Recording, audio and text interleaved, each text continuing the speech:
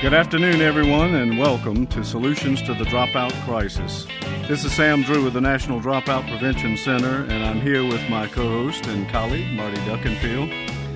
This and all of our monthly radio webcasts are brought to you by the National Dropout Prevention Center at Clemson University in partnership with Clemson Radio Productions and with the generous support of Penn Foster. And Marty, I think before we begin our broadcast, you've got some details to cover with our listeners. I think I do, and I do wish everybody a good afternoon and appreciate you joining us, because if it's like it is here in Clemson, it's a beautiful October day.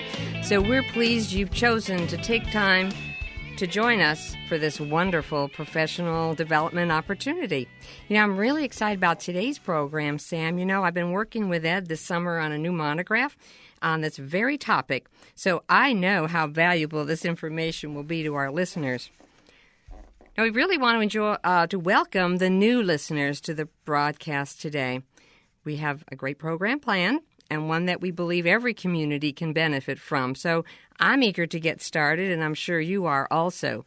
But first of all, as always, let me remind our listeners of the materials provided on the website for today's program. First, we have a slide presentation, which is in fact a PowerPoint to support today's discussion. Have that open and ready.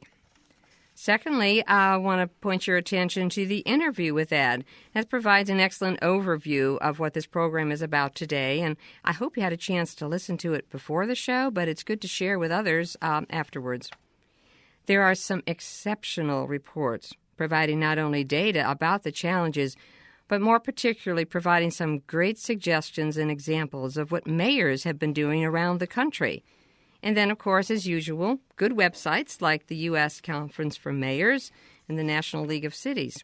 So, Sam, looks like we've got some really useful information here for our listeners to turn to at the close of the program. Well, it is useful information, and as usual, Marty, you've done a terrific job of compiling some very excellent resources. I want to remind our listeners that today's program is really just a first step in learning more about engaging our elected officials and in building community collaboration, and that those resources provide a tremendous source of additional information to follow up on the presentation today. Exactly, and I have to credit Ed for providing those for me, but thanks for the compliment. I'll take it any time.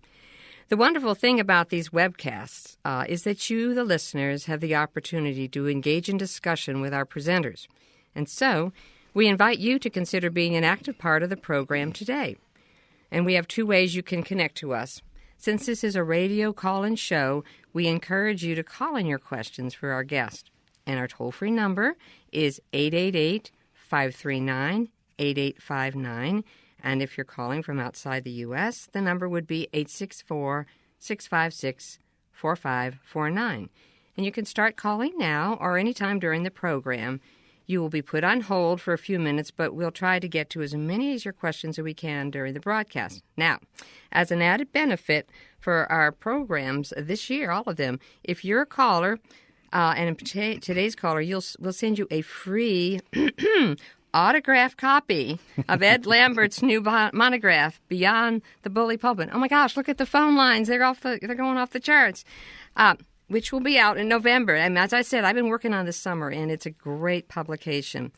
Eric will be answering the phones, and he'll get your name and your email address so we can send it to you. And we also recommend that you send us an email at ndpc@Clemson to confirm that and with your mailing address. So that's one goodie. And, Sam, what else? Well, I guess the line now would be, but wait, there's more.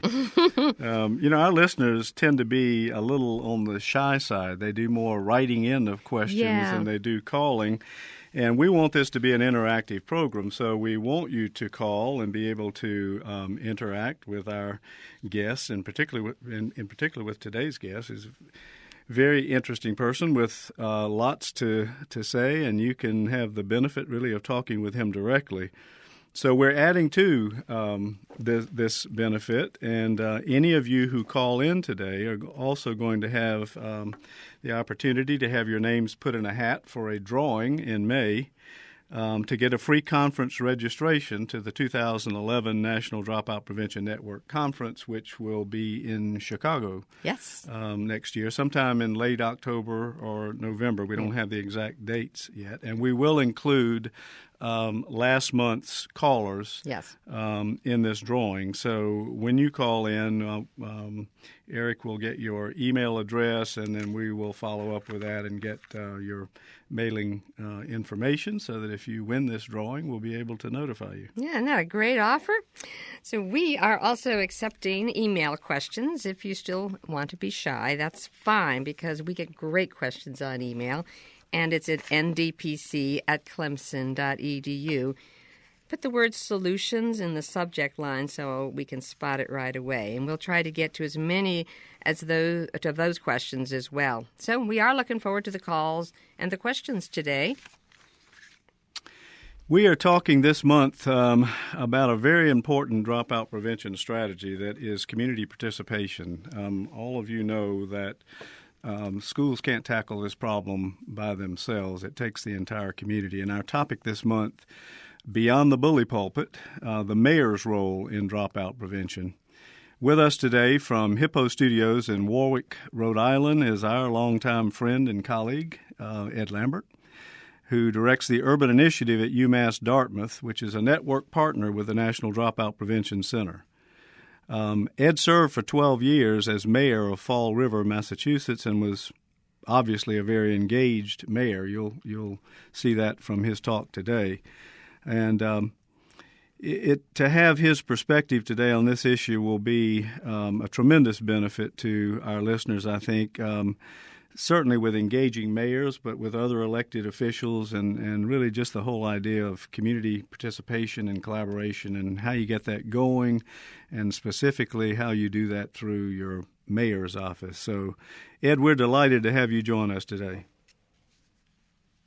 Both with you and Marty and everybody down at the National Dropout Prevention Center. I know I speak for all of us here at UMass Dartmouth when we say how proud we are to be affiliated with you folks, and I think you said it best. I mean, dropout prevention is everyone's responsibility, and I hope that some of the information and suggestions that we make here are relevant to people. But I, as you just did, want to encourage people to call with their questions as well, because there is no one cookie-cutter approach to this, and to the extent that we hear what's happening on the ground in different communities, it will give everybody a great opportunity to think a little bit more about how to engage their elected officials in this very important issue of facing all of our communities. Yeah, that's so true, Ed. It's everyone's problem, and there really is no one way of going about it. So I know that what you have to say today and the examples that you'll give will be a good framework, really, for people to use within their own communities.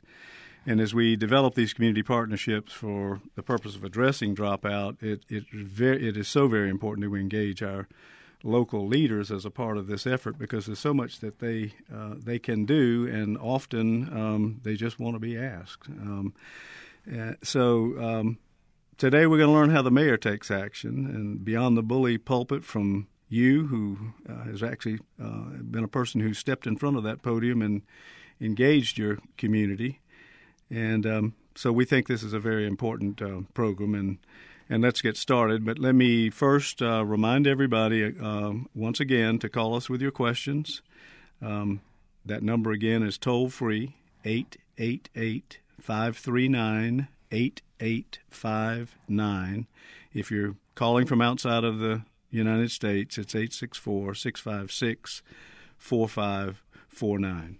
So, Ed, let's turn to your PowerPoint, and let's learn more about the mayor's role in dropout prevention. Great, thanks, Sam, and I appreciate the opportunity, and I look forward to the discussion. You know, we talked about the role that mayors can play, and certainly depending on where people are from, you could insert another title of an elected official or civic leader, someone in a leadership position community-wide. We use mayors because it's convenient to do so, but we understand that every community is different. And so if people go to the PowerPoint and they click on the first slide of the presentation, you see this dramatic photo of election night buzz. Wish that on any given election night I could have put that many people in the VFW hall in Fall River, Massachusetts. But the point of that is that is a time when there really is unbridled excitement, civic excitement about what a new term will bring for a leader in any particular community. I think that it's important to try to recognize that hope and harness it for a segment of our population that often is without a great deal of hope. You mentioned my past experience. I served in a city of 94,000 people. I was given a great opportunity for 12 years to be their mayor. And I have to tell you that on any given election night, even though the terms were 2 years, there was always excitement in the air. And whoever's newly elected at that point in time has political capital, unlike what they will have until the next election, because it wanes from that point forward. And so hope is in abundance, but that's not always the case for so many of our students, particularly in our urban areas, particularly in our cities. We know that hope is something that too many young people who end up on a path to dropping out of school just don't have. And so my hope is that we can talk a little bit today about how we connect the hope of election night, the hope of civic engagement, and extend that throughout the community to those students in need. The next slide just simply talks about what it means to be a mayor. Mayor is certainly a leader, is certainly someone who helps set an agenda in a community. I've often been fond of saying that if you love your city, being mayor is the best job there is. There is a different take on that. Lyndon Johnson, President of the United States, once said, "When the burdens of the presidency seem unusually heavy, I always remind myself it could be worse. I could be a mayor." They are challenging jobs, and in today's life and times, particularly when fiscal resources are tight, mayors find themselves significantly challenged with a whole array of issues that they have before them. But they do have an opportunity to lead by virtue of the voters or some other method that has placed them in a leadership position in that community. They have the ability to set an agenda, and they are already charged with advocating for the improved quality of life, including that of cities' young people. And sometimes mayors and others forget that because we know that kids don't vote. But it's not just voters in a community that deserve the attention of a mayor or an elected official. It's everybody, whether or not they have the opportunity to vote or not. Mm-hmm. The next slide speaks a little bit about the acuteness of the dropout crisis, particularly in cities, where most mayors do work, usually in cities and urban areas. The dropout problem is worse in those types of communities. Graduation rates are lower in cities, as you can see by the information on the slide. It is concentrated in cities. In fact, half of the dropouts in our country come from only 10% of the communities. Why is that? Well, the fact of the matter is that oftentimes in cities we see students who are at risk with many of the characteristics that we equate with higher dropout rates, whether it be poverty or broken families or some social issues and challenges, things that are oftentimes outside the schoolhouse doors but in great numbers in some of our larger urban areas. We often in our cities find larger schools, which sometimes lead to those schools, not always, but in some cases being impersonal, having students feeling less connected to a large urban school. Our cities also, because of housing issues, experience greater levels of transiency. And so as students move from one city to another because their family might not have the resources and have to predicate where they live on housing issues, moving from one school to the next, we know, has an impact. If there's a lot of transition between different school systems, has an impact on a student's academic success.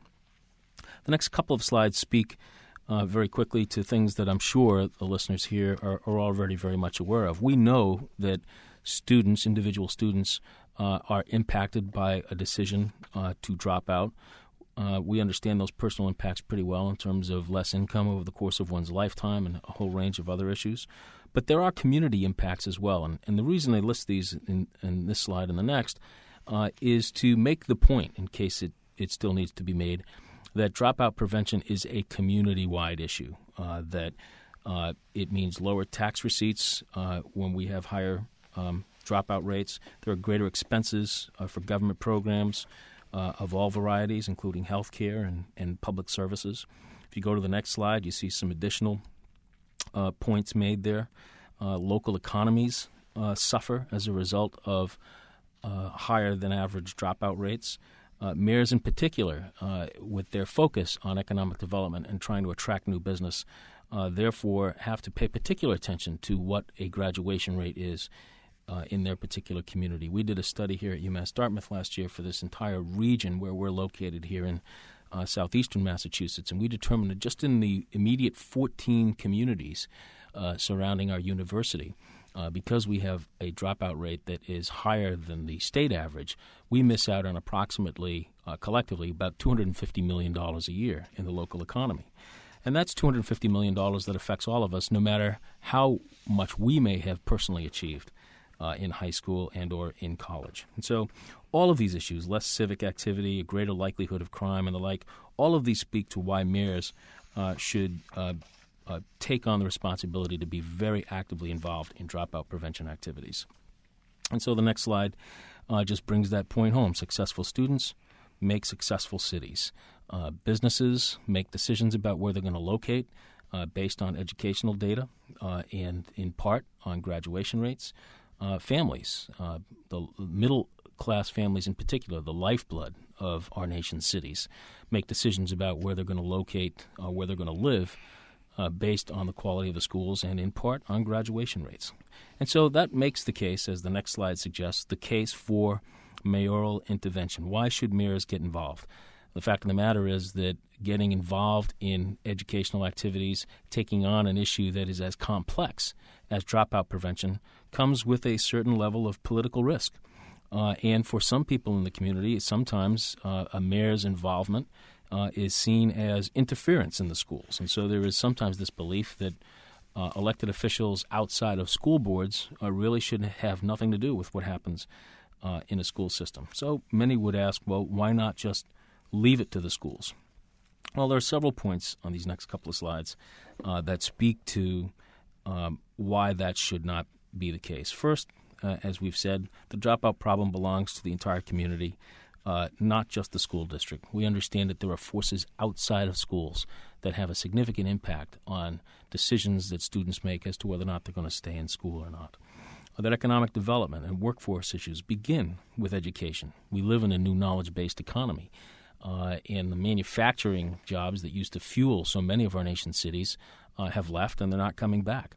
And so in a recent survey that was done out of Northeastern University, 38 knowledge-based industries were surveyed as to what level of educational involvement they might lead for entry-level positions. And 34 of those 38 require at least a high school diploma, and most of those 34 require even some college. So in this new knowledge-based economy, it's incumbent upon cities and mayors and others to do what they can to keep more kids on a path to graduation. The mayor is already charged with advancing the community's quality of life for all its residents, so it's already in the job description, and clearly there is a cost to inaction on the dropout issue, whether it be youth violence, gang activity, and the like. And then the next slide lists other reasons as well why mayors should get involved. The first of those is one that is often overlooked, the community's expectations. How the adults in the community expect their students to achieve, what level of achievement they expect of them, plays a role in whether or not students move on to graduation. And mayors are very well positioned to be leaders in their community to call for higher standards and higher expectations of a community's students. And we've touched on some of these others. The city's reputation is dependent on good graduation rates. City and regional planning is often made stronger. There are planning efforts often that take place where education is not considered because we look at it in a separate silo, and that is something that a mayor can help to mitigate. And, of course, the buck stops on the mayor's desk. Believe me, the mayor will take the blame anyway. And so as a fail-safe reason as to why mayors should get involved, the fact of the matter is that increasingly we are holding our elected officials accountable for a whole range of things. I once got a call at 3 o'clock in the morning from a woman whose sewer was backed up, and when I told her, yes, she did have the mayor, but that it was 3 in the morning and that there wasn't a lot that I could personally do for her. She said, well, I just assume that if I have to be up, then my mayor has to be up as well. So the fact of the matter is that whether we rightfully or wrongfully assign the blame, it just comes with the territory, and mayors are going to want to do whatever they can if they're looking at these issues comprehensively. You bring out a really good point, Ed. I just have to comment. I like to do now and then, and that is that this whole notion of silos, and then when we look at all the issues that are out there in the country today, the silo is education. Is that more important to you, or is economic more important to you, or jobs? Without the connections that they feed upon each other, and they are so connected, and if we can see them all as a holistic issue, as mayors must, if they're going to do a good job, I think that's a point that needs to be reinforced, and I welcome the fact that you've made it. Well, it's a great point, Marty, and you're right to focus on it because they are inextricably linked. You cannot have good economic development unless you're also focused on educational attainment. And then this last slide on this issue of making the case for mayoral intervention speaks to some very specific tools that mayors or whoever the lead elected official might be in a community have access to that others do not. Bringing city resources into these school community partnerships, whether it be parks, school buildings, libraries for literacy programs, the Board of Health to ensure that students have wraparound services, police resources, public housing resources, cultural entities. Mayors and community civic leaders have access to these things that schools do not, and they are an invaluable resource in terms of some of the partnerships that can be brought to bear. We entitled this monograph Beyond the Bully Pulpit, but the bully pulpit isn't to be diminished either. There is a role that mayors can play, and we encourage them to take action beyond that. But in terms of using that bully pulpit to leverage community resources, to use up some of that political capital on behalf of students and dropout prevention programs. So all of those things, I think, make it very important or show the importance of mayors getting involved, or people, whether they be school leaders or citizens, hearing this information and finding ways in which they can engage their leaders. Yeah, and I would have to I would agree with Marty that you made a strong case, I think, for how with a myriad of issues that mayors have to address, this particular issue cuts across so many of those that it's pretty easy to tie this to the other major issues, economic development and others that you mentioned, so that it can become a top priority. But the question I would have, and I don't see this as much with city governments and county governments as I do with state governments, but would this be the answer then, in your opinion, Ed, about how we get our officials to address the issue comprehensively rather than these silver bullet approaches that we often see? An example at the state level of that would be the driver's license issue. That's a great question and something that I think we're going to try to deal with in the next few slides. Good. Because comprehensive approach is clearly the best. Sam, you know as well as anybody else how complex the issue of dropout is, that it's not an event that happens, that students are often on a path toward dropping out that begins much earlier in their academic careers, and there are so many complexities to the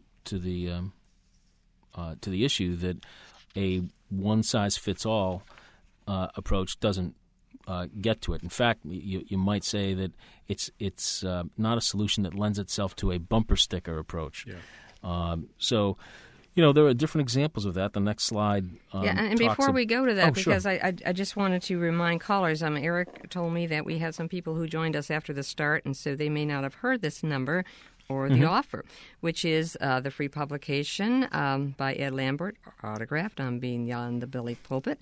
And the toll-free number is 888-539-8859.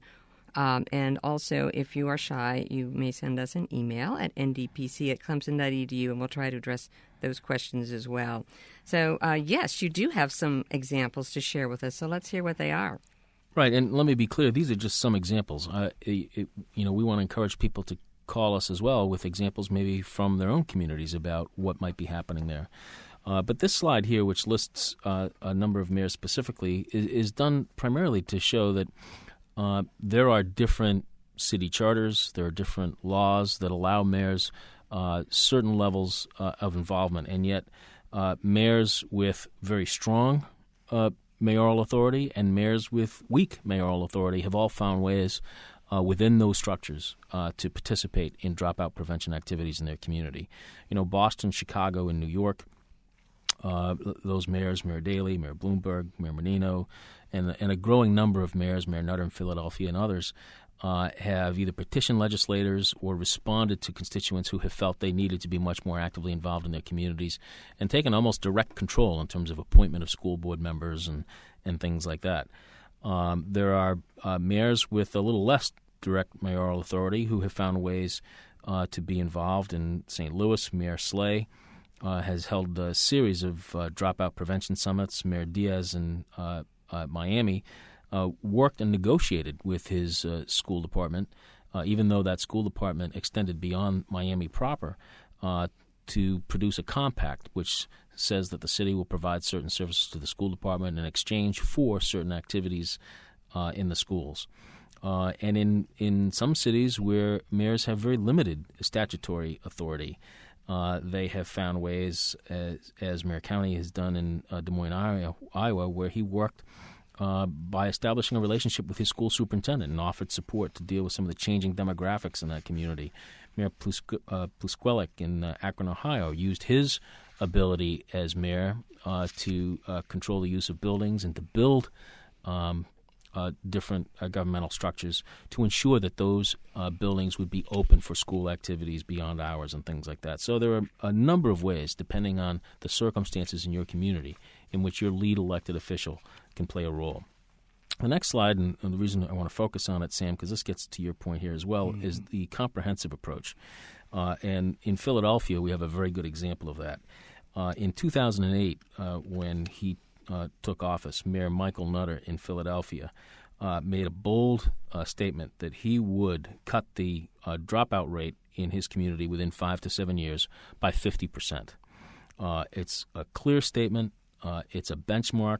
And then he worked to consolidate programs that were already in existence and create some new ones, and to do a number of things to put together a comprehensive plan. So you have, for instance, projects like Project U-Turn, which has put some dropout prevention specialists in places and created a series of alternative high schools. There's a focus on job training and summer and after-school work opportunities for students. He has gone out and recruited free, full tuition for 50 students from Philadelphia annually to deal with the issue of many students who drop out because they don't have hope that they're going to be able to continue beyond graduation of high school. And he's created an Office of Education which gives education a high profile in his community and takes annual responsibility for reporting back to people in the community about what's happening. So, that's certainly an example of a very comprehensive approach and one that is very much worth embracing. Yeah, and coincidentally, our national conference this year will be in Philadelphia in November, and so people attending that conference may have an opportunity to see some of these programs and the impact that they've had. We recommend, starting with the next slide, and we will try to move through these in some quick order because I don't think that there's going to be any earth-shattering new information for folks who may be regular listeners to this program or anyone who's had some involvement with the Dropout Prevention Center. But we are going to talk about these within the context of mayors and local lead elected officials and what they can do. And what we suggest is that there are 7 phases to a comprehensive approach. And those 7 phases are based on a number of research-based activities put forward by the National Dropout Prevention Center. And when we get to particularly the piece on developing the strategies, we'll see how we use those research-based strategies that the center has put forward to determine ways in which mayors can play a very important role. So, it does start with leadership. And the next slide has a great shot of my friend Tom Menino, the mayor of Boston, at a children's playground with a young girl there. He has certainly been someone who has shown an example of some very strong leadership in terms of what happens in his schools. And in providing leadership, it's important for mayors or lead elected officials or even people in the community to do a number of things. And first and foremost, to use data to assess the extent of the problem. You can't really address the problem of dropout prevention if you don't have the numbers and you can't speak intelligently about just how severe your problem is in your particular community. It's important for mayors and others to assess their own personal strengths and abilities, to look at the community and the political context, to look at issues, for instance, such as term limits. So if you are elected a mayor and you want to get involved in a comprehensive approach and you understand that you only have 3 years to serve, then you have to consider that, not from the perspective of not taking action, but in terms of how you approach the plan. Does the community or will the community support the mayor's involvement in the schools? If not, is there a different way to deal with it?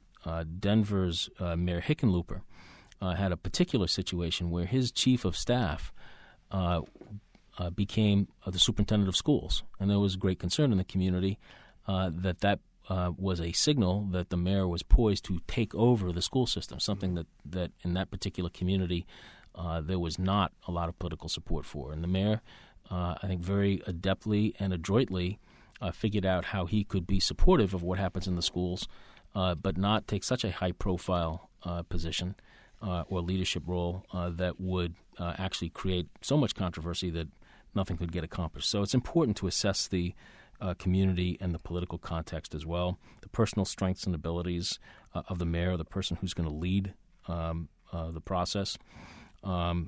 The mayor needs to be willing to call in chits. So for those of you who are gamblers out there, you might know what that term is, but it really is, in a sense, a political marker. The willingness of a mayor to use one's political capital to get some things done on behalf of students and in behalf of dropout prevention programs in a community, to establish and articulate the vision, and last but not least, to make it personal. If you're going to make the case to the public as to why, as a mayor, you ought to be involved, then you've got to personalize the story, make sure that people understand why you're going to take on that role.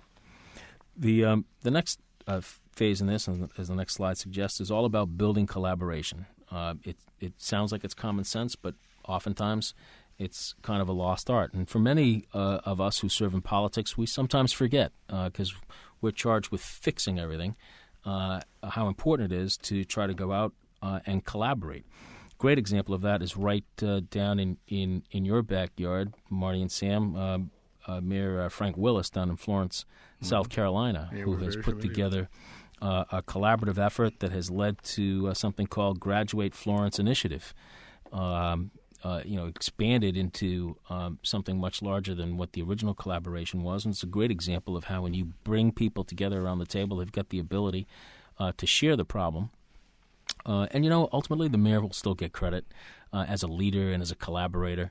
But it's really important to ensure that everybody is included. So in building collaboration, reaching out to the superintendent, it's important for mayors and civic leaders not to look like they're either castigating the superintendent or trying to take control of the schools or be the superintendent of schools, to reach out to other elected officials, to reach out to young people to make sure they're included, and also to reach out to the media. Sometimes we think the media is only there to report on what happens, but the media has an incredibly important role to play. And oftentimes, as mayors and others find out, they sometimes have amnesia. If you do not include them early on in the process, they will not remember how bad things were when you took over. So there's a practical reason why I think it's important to involve the media as well. And then the next slide just lists a whole range of organizations and other types that people should keep in mind about reaching out to. The next slide talks about the third phase, establishing the framework. You can't build a house without a foundation. and that's what this is all about, trying to use an independent resource to research and frame the local issue. Make sure that people in the community understand that this is a long-haul process. It's not going to change very rapidly or overnight. You need to prepare people for that. You need to make a commitment of city dollars and resources, because you can't really apply for grants and seek federal and state funds these days unless you've put some of your own money in.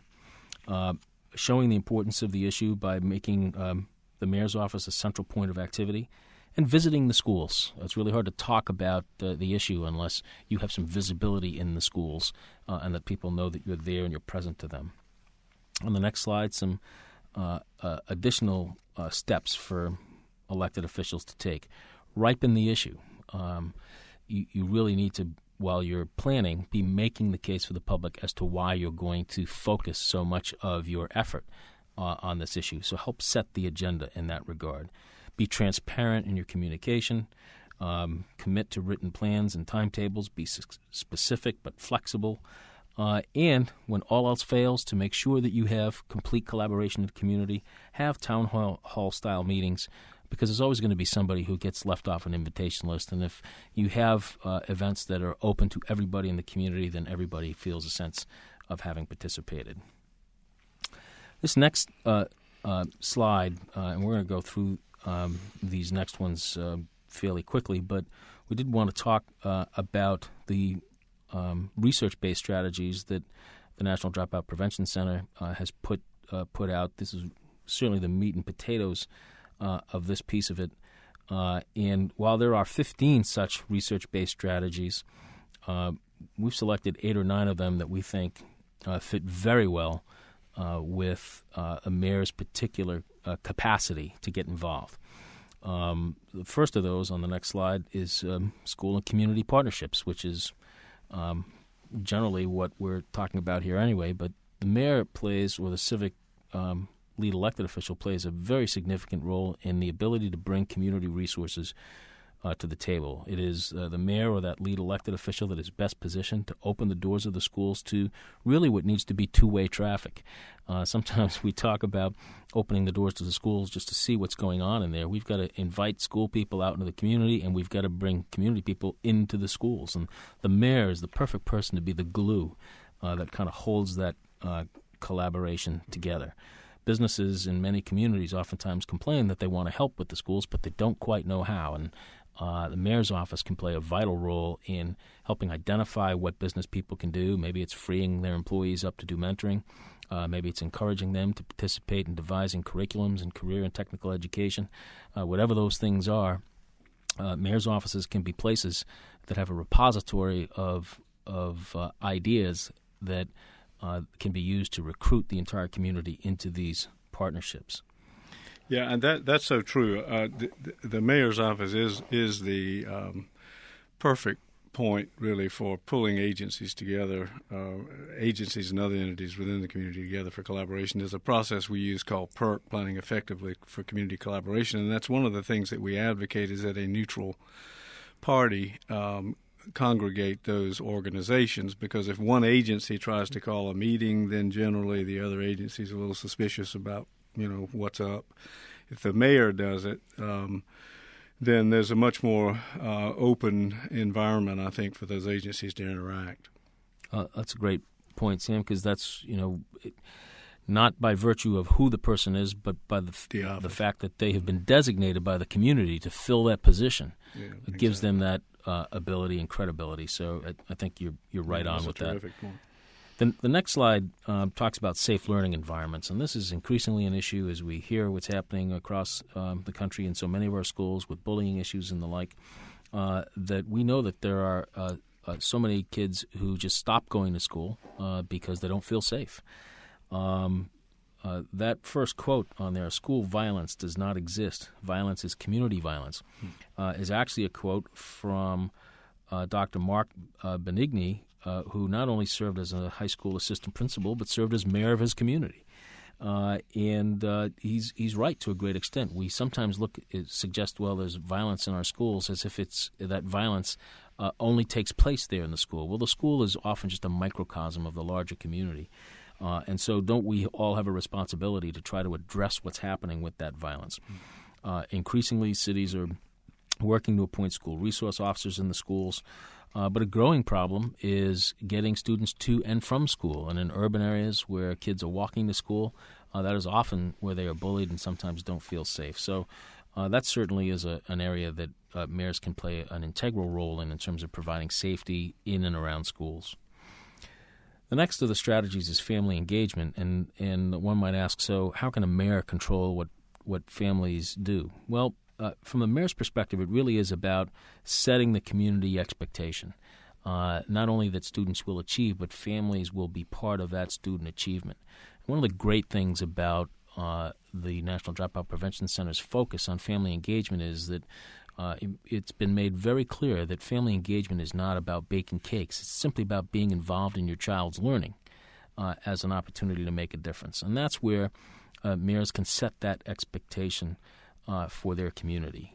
In Fall River, we engaged in a year-long campaign using the slogan, "Children are the stars, parents make them shine," educating parents about how student achievement increases the more they play a role in asking their students what's going on in school, participating in homework activities, and things like that. And then you've got this great examples in growing numbers across the country. Cities are adopting first day programs. Bill Purcell, the mayor of Nashville, and Joe Riley in South Carolina have had some very successful first day programs where they encourage businesses to give employees a day off so that they can go to a major event right at the start of school and bring their kids and meet their staff and teachers and get backpacks and books that are donated by corporations. And the city celebrates that first day of going back to school. And so that's certainly another way in which the importance of family engagement can be brought home. The next slide talks about mentoring and tutoring, and you know, this goes without saying, but it's an incredibly a very effective strategy in urban settings. Oftentimes, the lack of a caring adult is what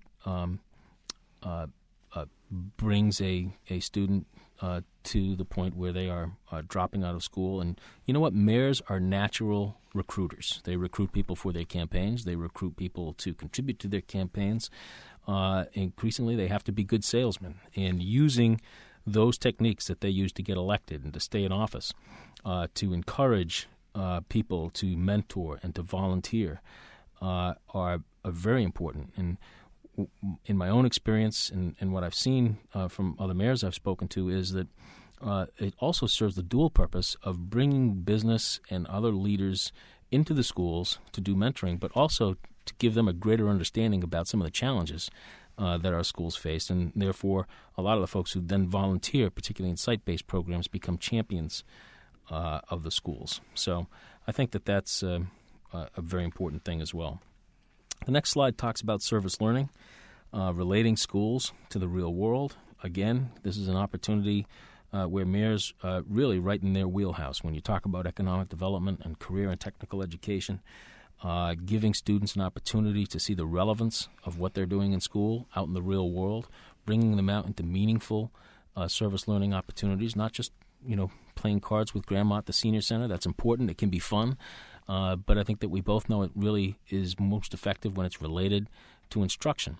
And there are a lot of people, particularly in the business community, who are nervous or concerned about allowing students and others in to do internships and the like. This is a great opportunity for a mayor to say to the business community that wants increased student achievement to show them very specifically, well, here's what you can do. You can invite students in classrooms in so that they can apply what they're learning in school in your workforce. And so that's also a very natural activity that mayors and other lead elected officials can participate in.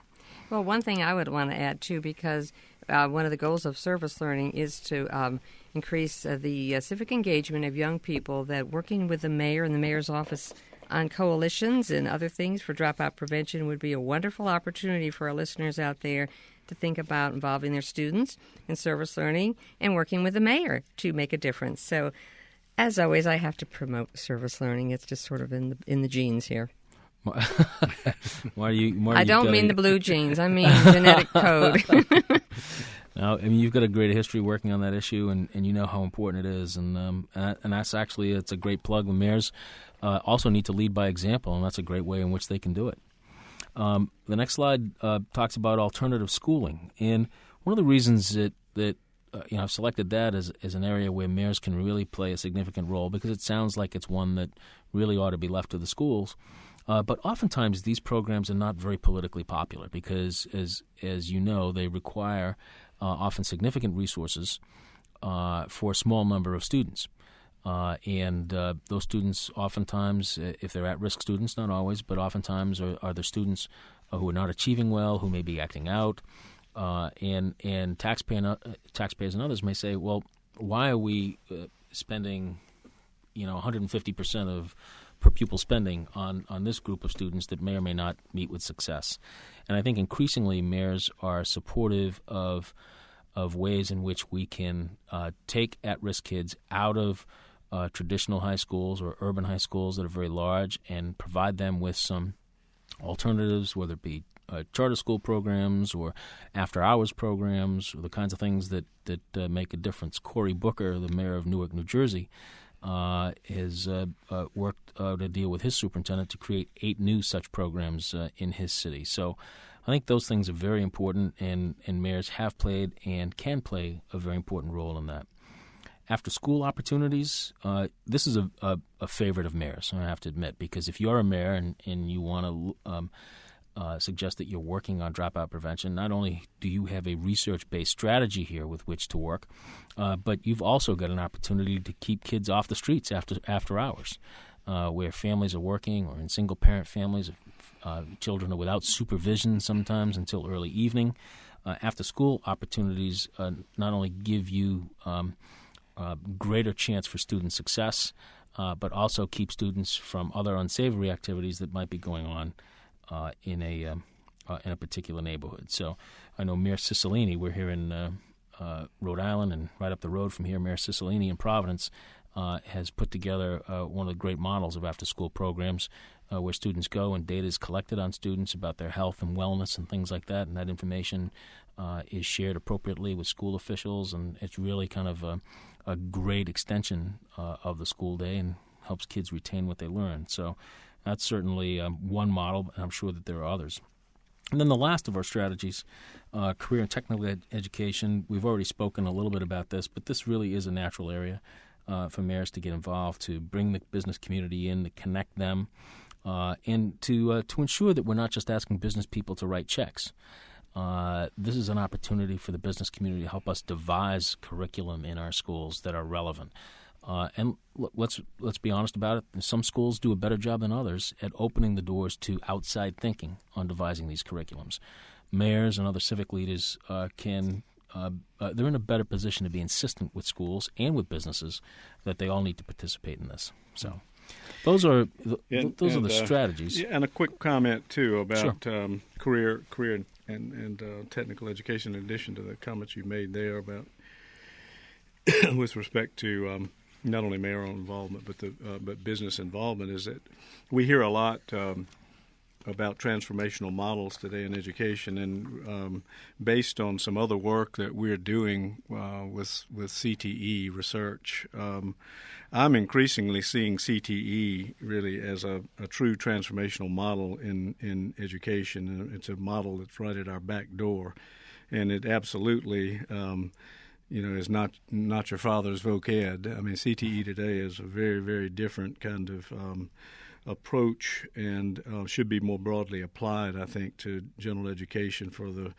relevancy of the curriculum, the hands-on, the school's connection in the eyes of the student to real life and to work. It's a perfect vehicle for community involvement. And you've got rigorous academic, tied in with this to real life decisions of post-secondary education or work, and teachers' role as facilitator. All those things that we talk about in transformational models, we're seeing more and more in CTE today. So that I think is a really important strategy to emphasize. And one that I think lends itself well to this whole notion of city involvement. Absolutely. Getting more folks involved. So these next few slides I'm going to go through quickly because I do want to address what, at this point in the program, I'm sure there are a lot of folks out there saying, okay, well, I'm not a mayor. What can I do? Yeah, we want to know what we can do.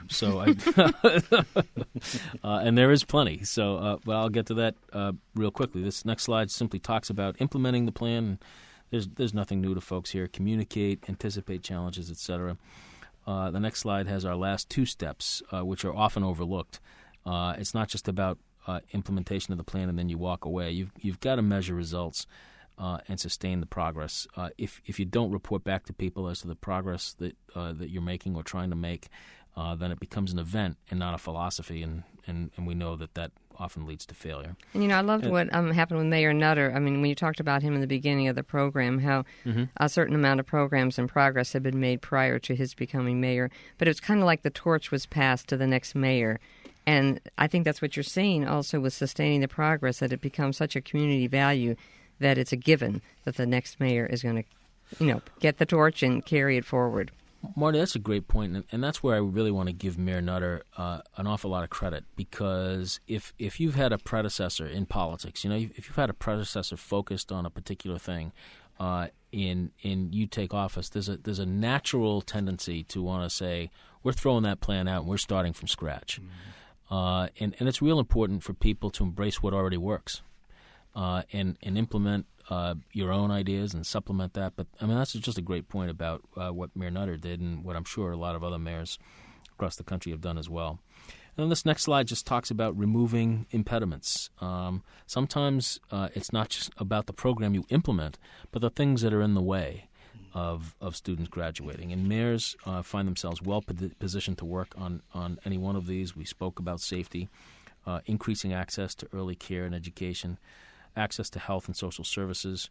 Transportation is an increasing issue with shortened budgets. And when kids can't find good transportation to school, they don't go. And we know when they don't go, they're less likely to graduate. So that's an important issue as well. And the last thing I'll say there about teacher quality and retention, increasingly mayors are working with superintendents to recruit teachers to their community with housing programs and the like that really kind of make a good quality teachers want to be in urban schools. And so mayors play a role there as well. And then if folks want to look at the next three slides, you've got three additional examples. And again, this is not the end of it, but these are three great examples. I love what Mayor White does in Houston, Texas. Been doing it for many years now. At the beginning of every year, he leads about 200 volunteers, and they go knocking on the doors of students who have not come back to school, reaching out to dropouts. And they are trained to offer advice and counseling and resources that get kids back in. It's an aggressive retrieval program, but it's very effective just in terms of its symbolism, and certainly something that is being emulated now in other cities as well. Mayor Ryback is in Minneapolis, Minnesota, who made a pledge: if you go to school and you work hard and you develop a life plan, and if you graduate, we'll support you. And Minneapolis, as our growing number of cities now led by mayors across the country, are recruiting colleges to donate scholarships to kids so that they have some hope at the end of their high school graduation time. And then Mayor Palmer in Trenton, who focuses on truancy reduction, but once they get kids into the truancy center, focus on the reasons why kids are truant. So it's not just a punitive program, but it tries to get to the root of that and change some of those dynamics to keep kids in school. So there are great examples of mayors and other civic leaders across this country doing some great things, and we want to try to emulate them and get their stories out as much as possible. I think some of these resources you share with us, Ed, from the U.S. Conference of Mayors Best Practices probably have these examples and more for our listeners to check out later. So I just wanted to point that out. Yep. But, okay, so now, how can we get involved? What can you do? Well, I could say that you could run for mayor. That would be one way in which you could then take this information. Right. You could, when the monograph gets published, you can gift a copy to your mayor. Oh, we recommend that. We recommend and that. And short of those two things, you can take responsibility yourself. One of the great stories I've heard comes from Jay Smink, the director of the National Dropout Prevention Center. I heard him speak about a year ago to a group, and he talked about how he flies a lot around the country, and he's a talker on the planes. So he'll sit next to his partner on the plane, and invariably they'll ask what he does, and he says, what he does. He leads the National Dropout Prevention Center, and he'll ask the person what they do, and invariably they have some role in the community. And then he eventually gets to, and what are you doing about dropout prevention in your community? What is your role and responsibility? That each of us does have a role. Citizens certainly can do their thing, but there are ways in which they can activate their mayors to be very active on these issues. And the first slide in this section, how can you get your mayor involved, talks about some practical steps. That first, you really should know what the situation is. It doesn't help to advocate action on a situation unless you have the data, and oftentimes mayors and others, as busy as they might be, either don't have that data or maybe haven't focused on it, and it's usually not hard to get. Most states are collecting that data in a pretty coherent fashion these days. It's important for you all to be informed about what is the data, what are the trends, and if you're going to advocate for action, you want to be able to establish what just the extent of what the problem is. The next slide sounds pretty simple, but oftentimes people are intimidated by this. Communicate with your mayor. Remember that he or she works for you. You don't work for them; they work for you. And so it's important to understand that going in, that you have the right and responsibility, acting either alone or as part of a group of citizens, once you're armed with the facts, to go in and ask the mayor to play a role, to encourage your friends and neighbors and others to communicate that same message. And I have to tell you, in my years in politics, not only as a mayor, I was a legislator before that, I was 10 years on a school board before that, that 6 phone calls or letters on any one issue is a landslide of public opinion. And that's just the way it is. Not enough folks are engaged in these issues that, unless it's a form letter, any leader in politics, they hear from a number of people about a particular issue, they will find a way to formulate that as an agenda item for themselves and for their community. And so, keep that in mind. It does not take a monumental effort to get your mayor or a civic leader focused on the issue of dropout prevention. It truly doesn't. Yeah, and that's a great point, because people are engaged and they're discussing the topic, but for some reason they're not generally proactive and don't realize that just a small group really can influence. It's kind of like this program where we know there are lots of people out there listening.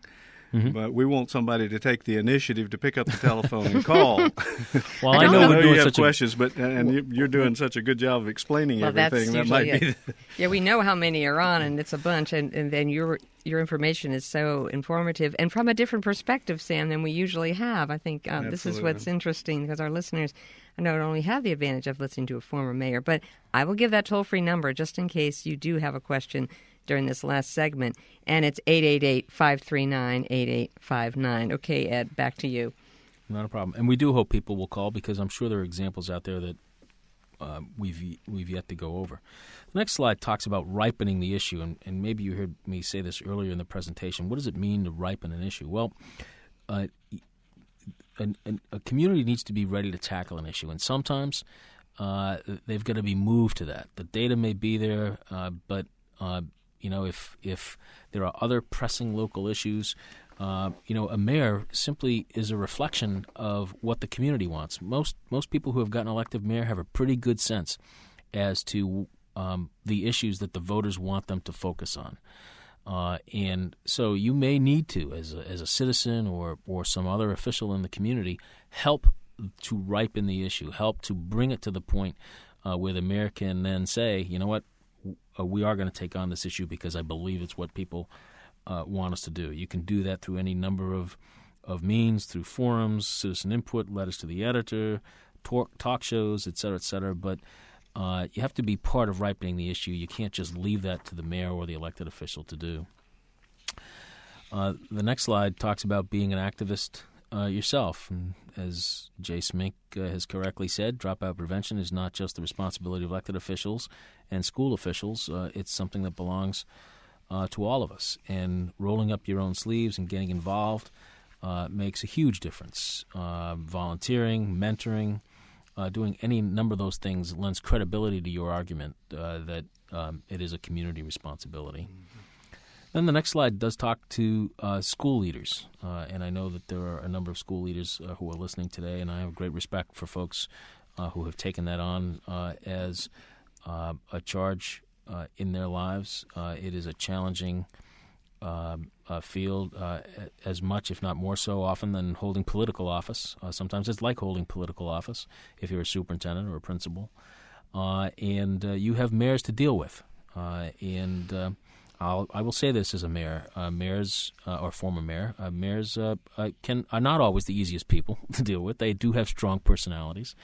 They've gotten elected in part because people believe that they can fix everything, and so oftentimes, we have the ability or perception. We perceive that we have the ability to do that, and often, at least initially, look past our own failings. So I think that how school leaders approach their elected officials is also very important as well. Superintendents sometimes are under the same predilection as mayors, that they were hired to solve a problem and they're going to solve it without any community help or support. And so I think it's important for school leaders to adopt that mantra that dropout prevention is a community issue, not just a school department issue, to have good data collection. To not make excuses, not attempt to massage the data because it is what it is, and there are so many factors involved, not just how the schools are performing, that it's not these days as much a reflection on the school as it is a community in terms of what a dropout rate is. And so a superintendent, without looking to accept all the responsibility, is in a very good position to help frame the argument for a mayor, to invite that mayor or lead elected official in as a partner to work collaboratively. And so I think that that's a very important perspective for school leaders to have when they're approaching their mayors and or other lead elected officials. The next slide speaks to the need to communicate, to meet directly with the mayor, to not communicate through the press. And I guess I have to say this, and some folks might accuse me of looking at it from the mayor's perspective, but to resist the temptation to focus solely on, I'll fix the problem if you give me more money. Yeah. I think that, and I don't doubt that resources or lack thereof is a problem in a number of schools, and a number of the strategies that we spoke about require additional resources, so I understand that. But more often than not, the local lead elected official is going to run in the other direction if the communication begins with, I need more money for X, Y, and Z, because oftentimes they're not always as equipped as they might like to be to provide those resources. So while money, I'm sure, at some point has to be part of the discussion and the equation, it's always better to start the conversation a different way. Establish a trusting relationship. Again, the use of data and how important that is to be able to work on fact and not speculation. As the next slide suggests, to be collaborative.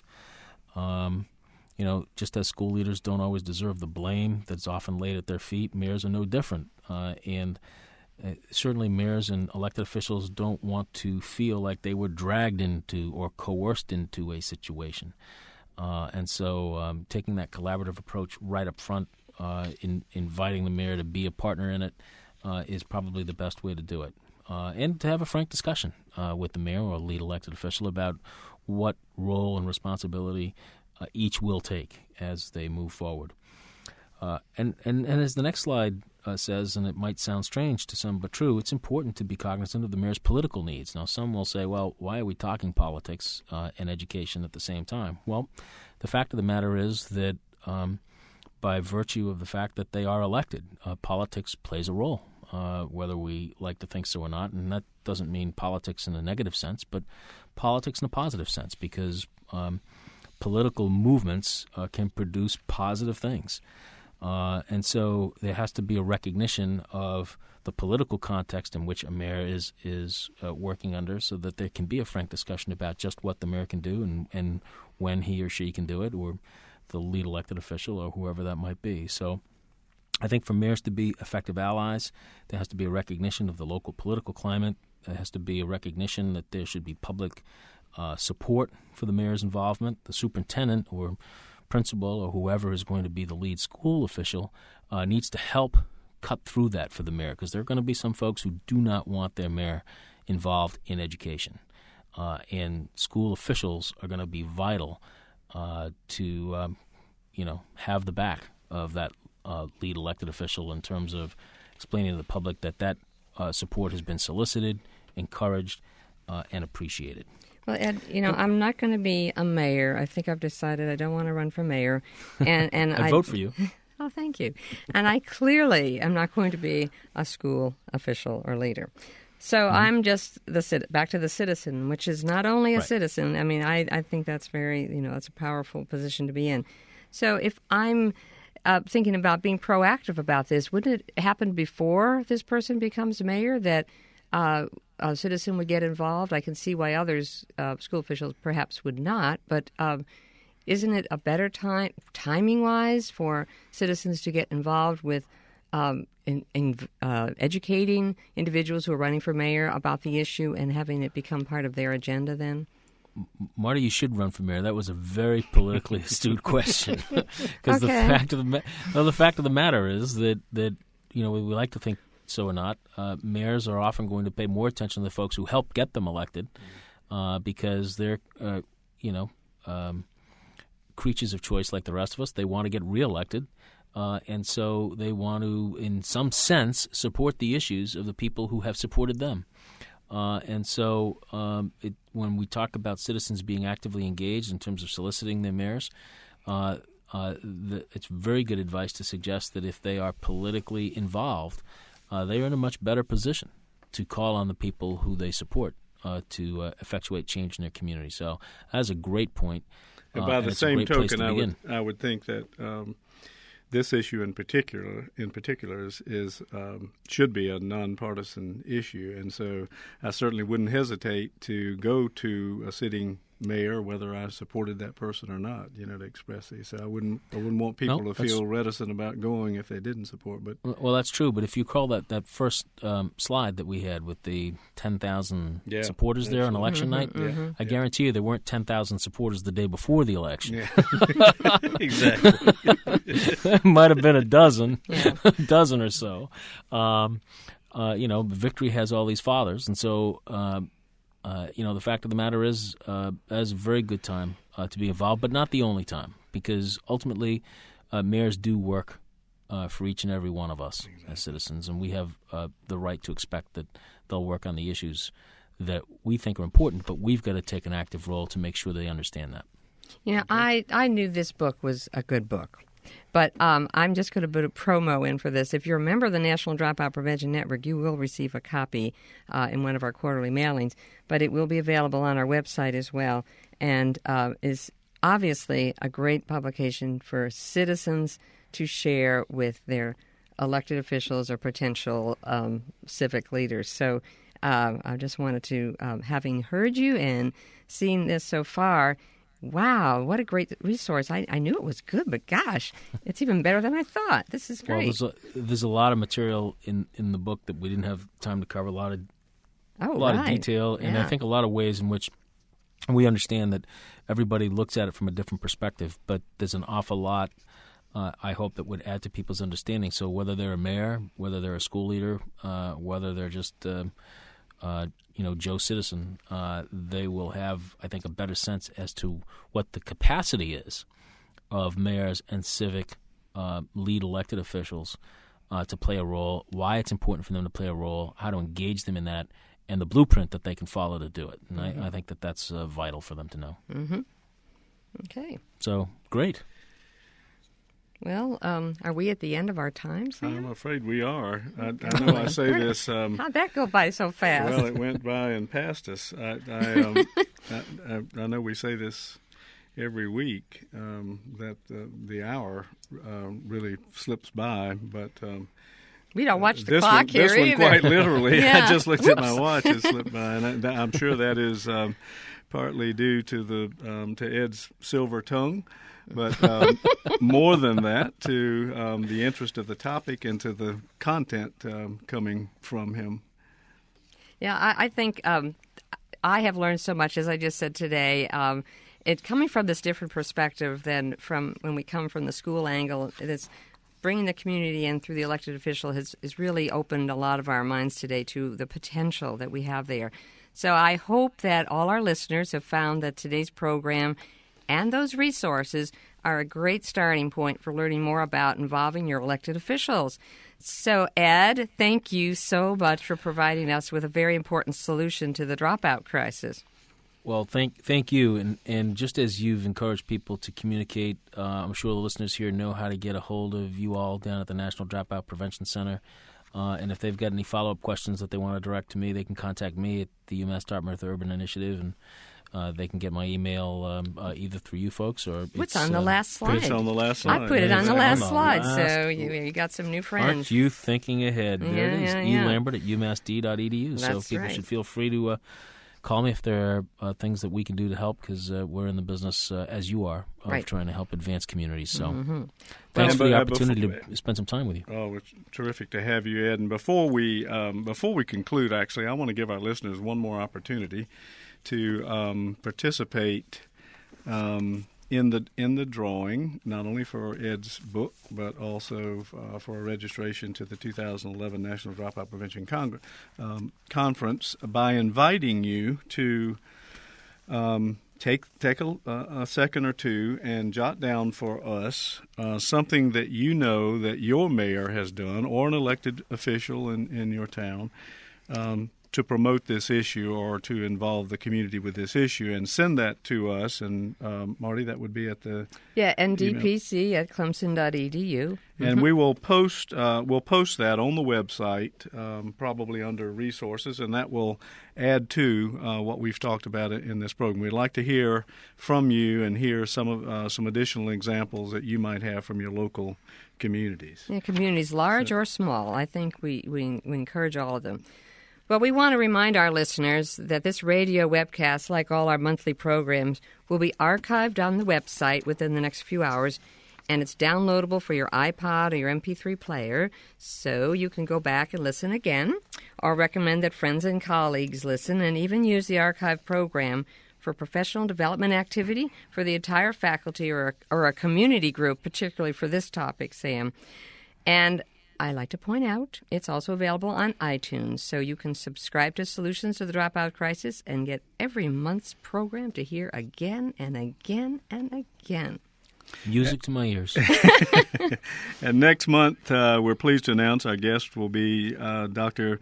DeEtte Cowan and Dr. Ann Neely of Seattle in Austin, Texas, and their topic is going to be the what and how of professional learning communities. And this will be a great opportunity to learn how to set these learning communities up successfully, or how to improve upon those maybe you've already begun. So mark your calendar for Tuesday, November the 9th, same time, 3:30 Eastern Time, for the next Solutions broadcast. We want to thank all of you for listening and participating. And remember, we know why students are dropping out of school, and with research-based solutions, we can assure that all of our students graduate. Join us next time for more Solutions to the Dropout Crisis.